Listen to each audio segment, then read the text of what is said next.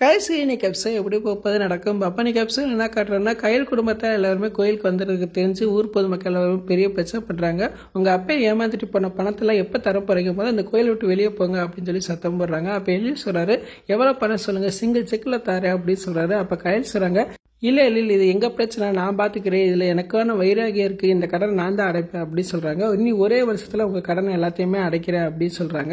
அதுக்கப்புறம் இனி எப்படி தருவேன் அப்படின்னு சொல்லி திருப்பி பிரச்சனை பண்ணுறாங்க. அப்போ வேல் வந்து இப்போ அவங்களுக்கு சப்போர்ட் பண்ணி பேசுகிறான். அந்த பொண்ணு அவ்வளோ தூரம் சொல்லுது, ஐயா உங்களுக்கு மனசாட்சி இல்லை அப்படின்னு சொல்லி எடுத்து சொல்ல அவங்க புரிஞ்சுக்கிறாங்க. இப்போ கோயிலை பொங்க வச்சுக்கிட்டு இருக்காங்க. அந்நேரம் சரவணவேலோட அம்மா வந்துடுறாங்க. வந்து பெரிய பிரச்சனை பண்ணுறாங்க. உன் புருஷன் செஞ்ச தப்புனால தாண்டி இப்போ நான் புருஷன் இல்லாமல் இருக்கேன், அது மட்டும் இல்லாமல் உன் மகளுக்காக என் மகன் எத்தனை வருஷம் காத்திருந்தான் தெரியுமா, இப்போ அவள் கல்யாணம் பண்ணி வந்திருக்கா, உன் புருஷன் செஞ்ச தப்பதான் இப்போ திருப்பி உன் மகளும் செஞ்சிருக்கா அப்படின்னு சொல்கிறாங்க. இதை கேட்டோன்னா கையில் அவங்க குடும்பமே எம்பி அதிர்ச்சி ஆகிறாங்க. அப்போ உடனே சரவணவேலேருந்து அவங்க அம்மாவை சமாதானப்படுத்துகிறான். அவங்க அம்மா வந்து சமாதானமே ஆக மாட்டுறாங்க. அப்போ வந்து கையில் நினைக்கிறாங்க, எங்கள் அப்பா மேலே இருக்கிற பழியை மட்டும் பார்க்க முடியாது, எங்கள் அப்பா மேலே வச்சுக்க எண்ணத்தையும் நான் மாற்றியே ஆகணும் அப்படின்னு நினைக்கிறாங்க. இதான் ப்ரோமோ வந்திருக்கு.